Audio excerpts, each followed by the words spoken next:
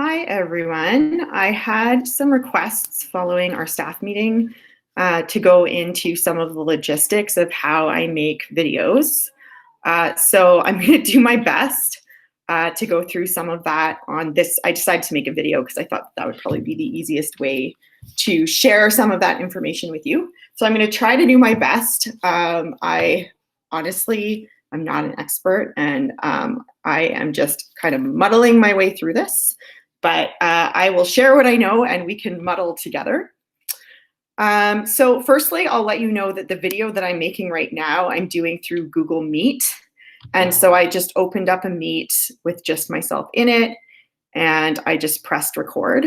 And so now I'm going to present my screen, and I can show you guys how to do that too. And actually, the reason why I decided to do it that way was firstly so that I could show you how I do my recordings, because I can't do a recording and show you guys how to make a new recording at the same time. And also because Google Meet works on all platforms. Okay, here we go.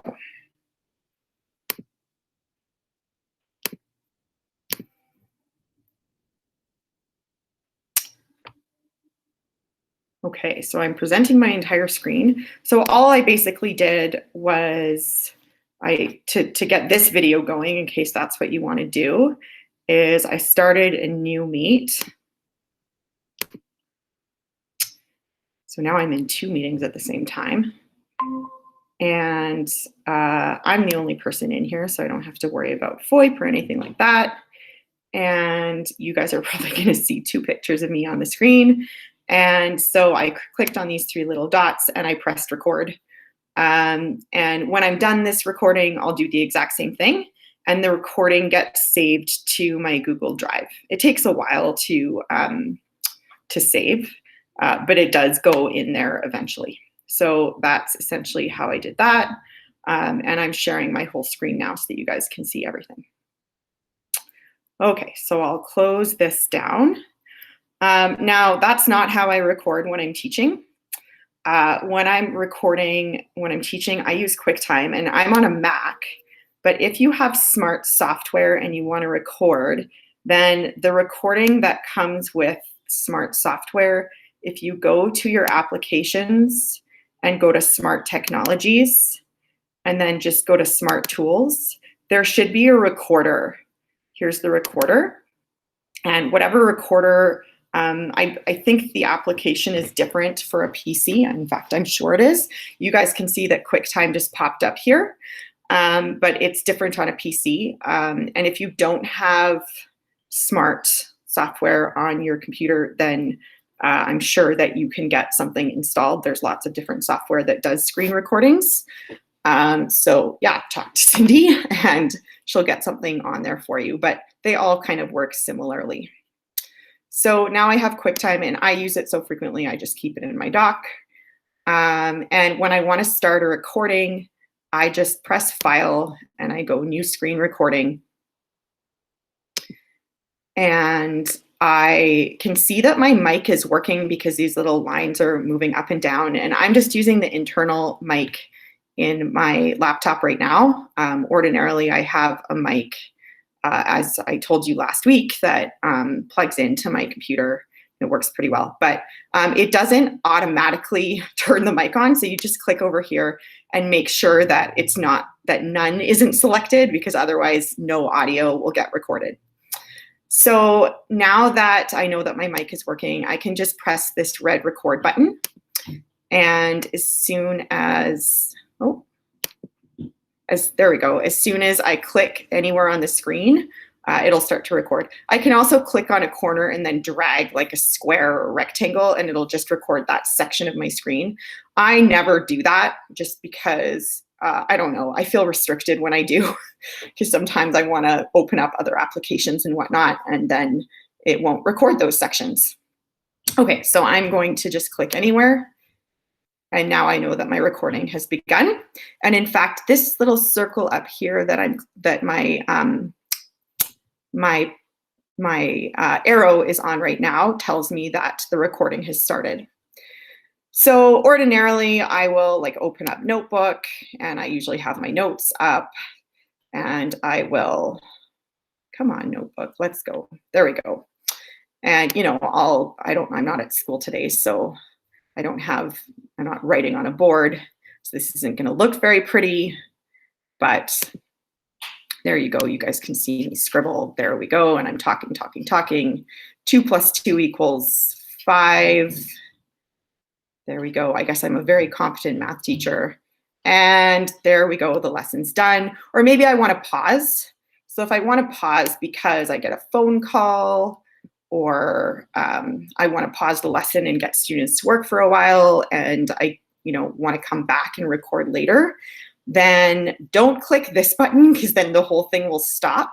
But if you click on QuickTime again and then hit the escape button, this little thing will pop up again. And then on a Mac, you have to hold down the option button, and then it'll allow you to pause. Okay, so my recording is paused. And then when I want to start, I can click the red button again, and it starts to record again. And so now maybe I want to do something else. I want to pull up my graphing calculator, and there's a graph, and I can show them how to do something on here. I could also pull up a PowerPoint. Let's see. Oh, angle vocabulary. We can do that one. And I can present that whole thing. And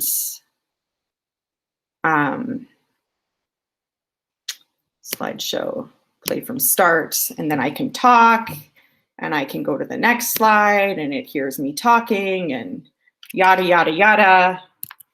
And eventually, I'm going to want to stop my recording. So when I stop my recording and I know I'm done, I just click this button over here, and the whole thing stops.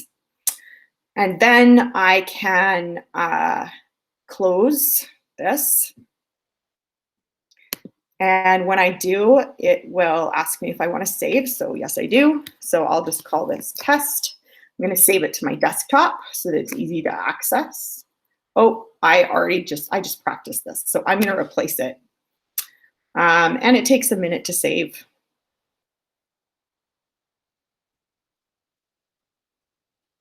And there we go. And I'll close this as well. No, I don't want to save that. And now what I'm going to do is I'm going to pull up, I guess I can close this meet. I'm going to pull up YouTube.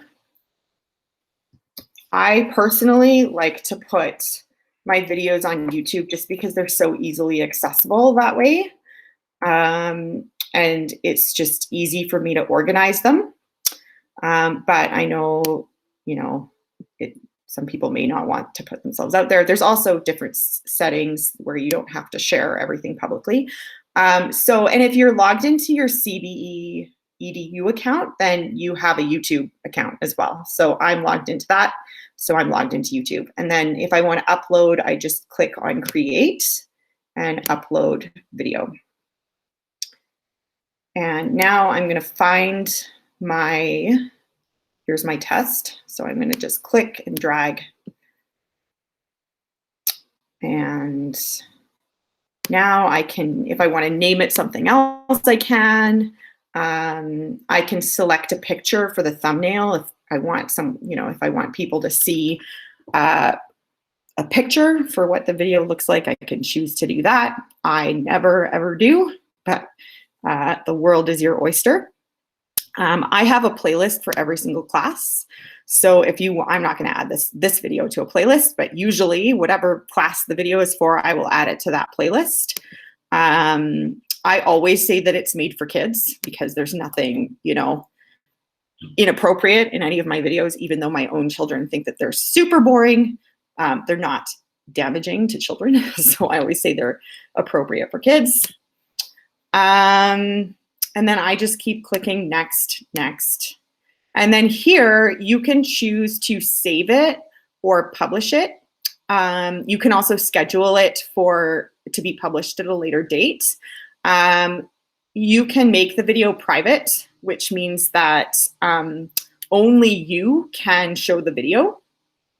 You can make it unlisted, which means that you can other people can view it, but only if you give them the link to the video, or you can make it public, which means anyone can see it. And also it will show up in your content. Okay, so if it's unlisted, then when people go to your channel and they look at your content, they won't see unlisted videos. I always make stuff public, but you can also change the privacy settings later. And then I'm going to hit publish. And I'll just hit close. And it takes a little while to upload. This one actually was pretty fast because it's just 2 minutes, but some of the longer videos can take, you know, like half an hour to unload. You guys can see there's a little video here of my kids. So this one's unlisted because I don't want anyone to see it, but all the rest of them are public. And, you know, once I'm done making this video, then I will go take this test down because I don't think that students need to see this little thing. But that's basically how I get it onto YouTube. All right, and actually when I'm done with making the video that I'm making right now, I will do exactly the same thing, except that I'll go and access the video that I'm making now from my Google Drive and add it to YouTube exactly the same way. Okay, and then the other thing that I wanted to mention, because I didn't do this when we met in our staff meeting, is that I also figured out a couple of months ago how to add subtitles to videos. So I'll show you how to do that too, just because it could sometimes come in handy. And I did this for the registration video that Guidance made, because in the period that we had to show it, I had a student, or I have a student in that period who's deaf. And so whenever I show any sort of media in that class, I always put subtitles on. And so I was a little concerned about that. And so I was like, I'm going to figure out how to get subtitles on YouTube videos. And it actually was really not hard and not time consuming at all. So what you can do is if you click on subtitles, okay, there's a bunch of options. So you can either type them in manually, and that would be a really big pain in the butt because you'd have to literally sit there and rewatch your whole video and type them in as you, you know, as you're listening to yourself talking. Or you can upload a file, which is a transcript of the video. And you may think that you have to sit there and type out the transcript. But I figured out a workaround which worked really well, which is that I opened up a Google Doc. So I'll do that now. And I'm sure many of you guys know about this feature. But on Google Docs, and there's probably other applications that do this kind of thing as well. If you go to Tools, then there's voice typing. Whoops, voice typing. There we go. And if you click on the microphone, then it'll type out everything that you say. So what I did was I just opened up the registration video, and I made sure that I changed the settings on my computer so that it didn't go to sleep after 5 minutes, and it stayed open. And I put my computer in a quiet room, and I clicked on the microphone like I'm about to do right now. And I'm going to start to talk, and you can see that it's typing out everything that I'm saying. So I'll pause it now. Okay, so what I did was I clicked the microphone, and then I pressed play on the video, and it typed out everything that was said in the video. And so then I got the transcript. And then I just had to download the document and upload that to YouTube, and there was my transcript. So it was really, really easy, and it was fairly accurate. I did have to make a few corrections. For some reason, whenever Pam said math, it came out as meth, as in crystal meth. So I figured I should probably fix that one. But overall, it was pretty well done. And it was really, I mean, it took some time, but it was idle time. I didn't have to be there. And so it's kind of a nice little feature if you wanted to do that. If you do have a student who's hard of hearing and you need to have subtitles in there, it's not that hard to do.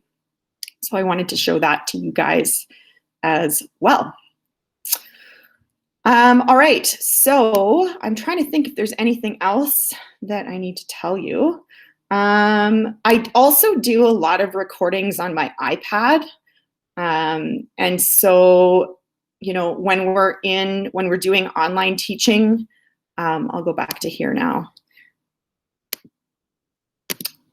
There we go. Now it's just me. When we're doing online teaching, I pre-record everything and I do all of my recordings on my iPad just using a stylus. So I haven't really gone into that in this video, but if anyone's interested, just let me know. And I'm happy to go through that as well. And if you have any other questions, just hit me up. And as I said, I don't really know much about this, but I really like to you know, go down the rabbit hole. I'm kind of getting into it now. And so I'm, you know, excited to learn more. So yeah, let me know if you have any questions and we can work on this together, and I'll see you guys soon.